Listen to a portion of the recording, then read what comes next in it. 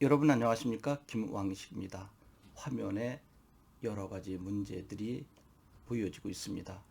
교육대, 사범대 통폐합 문제, 찬성할 것인가, 반대할 것인가, 학생 인권 조례로 인해서 교권이 침해되는데 이 부분을 어떻게 해결할 수 있을까?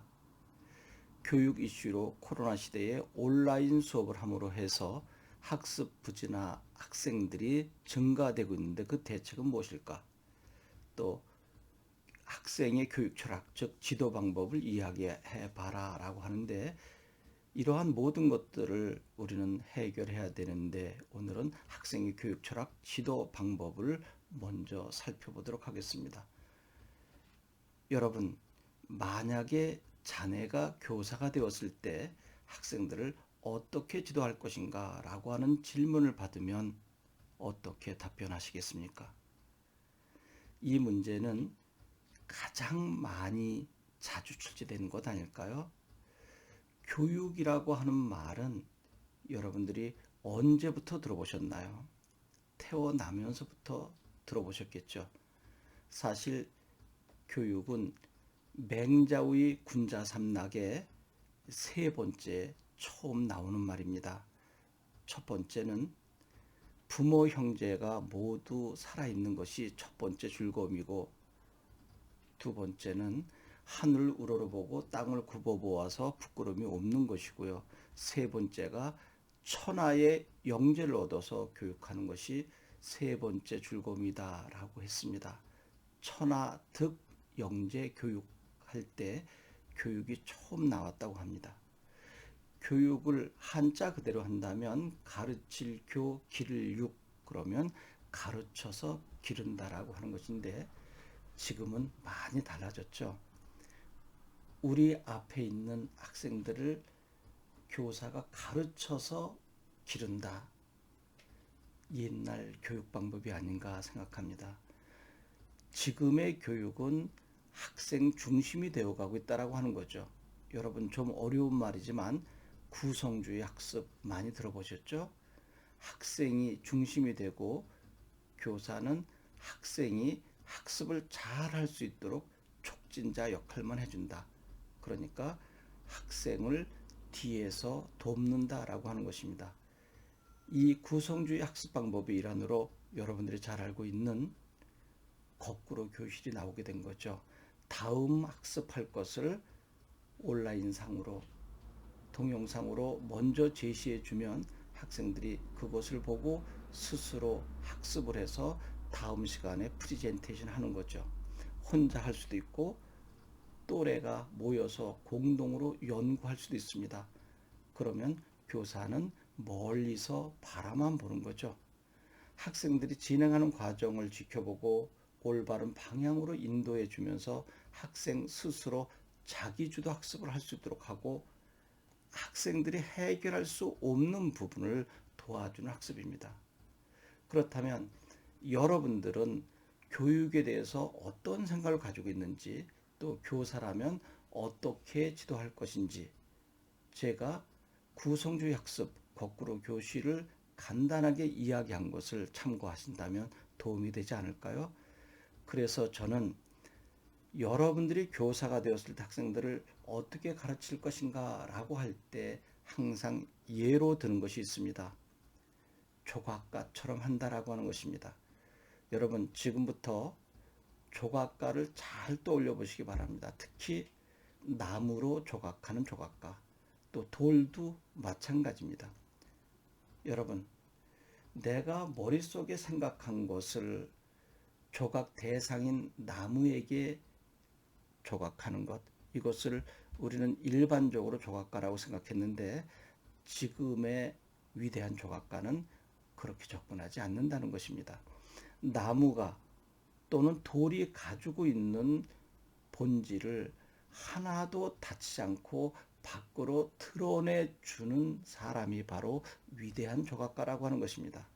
그러니까 조각가가 생각하기 이전에 조각 대상물은 본래의 아름다운 작품을 가지고 있는 것입니다. 그것을 조각가가 하나도 다치지 않고 섬세하게 작업해서 온전히 드러나게 돕는 것이다. 이제 여러분들 교사가 되었을 때 어떤 교육자가 되어야 되는지 답이 나오지 않았나요?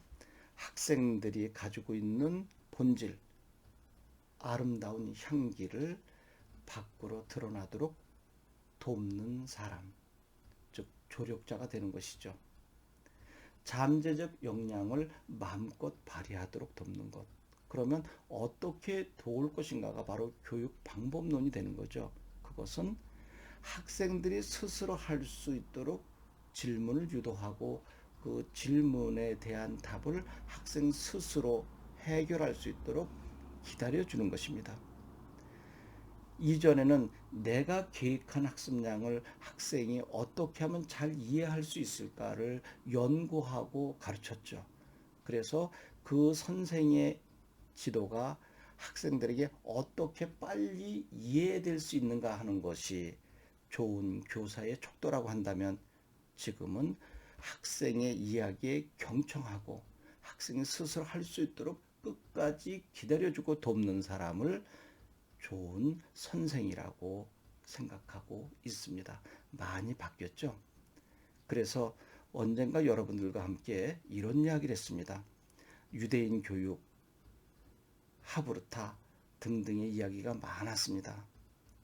특히 배고파 우는 아이에게 빵을 주지 말고 고기를 주지 말고 빵 만드는 방법과 고기 잡는 방법을 알려주라 라고 했습니다. 여러분, 빵 만드는 방법을 알려주라, 고기 잡는 방법을 알려주어라 라고 하는 것, 그 대목에 방점을 찍어보시기 바랍니다. 그 방법을 어떻게 알려주느냐가 중요한 것이죠. 자칫 주입식으로 암기식으로 알려줄 수 있잖아요.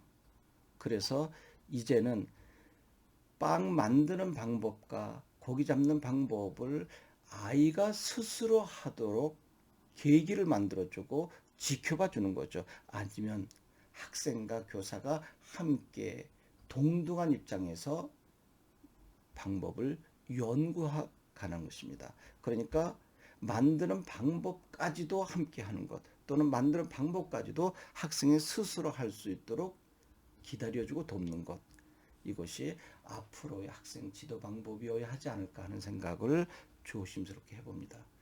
제가 이렇게 했으면 좋겠다라고 한 것이지 반드시 이렇게 하라라고 하는 것은 아닙니다. 언제든지 여기서 이야기한 것은 여러분들의 참고일 뿐입니다. 저보다 훨씬 좋은 생각을 여러분들이 가질 수 있고, 또 저보다 좋은 생각을 갖고 있는 많은 선생님들이 계십니다. 그 많은 선생님들 중에 중심에는 여러분 학교의 훌륭한 선생님들이라고 하는 것입니다. 학교 수업을 잘 따르고 또 선생님들과 의논하고, 그래도 저의 도움이 필요하면 저와 함께 하는 것입니다. 여러분, 이제 교육대 3번대 통폐합 문제 생각해 보셔야 되겠죠? 학생 인권 조례가 교권 침해까지 오는 부분도 생각해 봐야 되겠죠? 제가 여러 번 강조했지만 코로나 시대에 온라인 수업이 학생 부진화를 증가시켰다라고 하는데 왜 그렇게 되었는지도 생각해 봐야 할 것입니다. 여러분, 고맙습니다.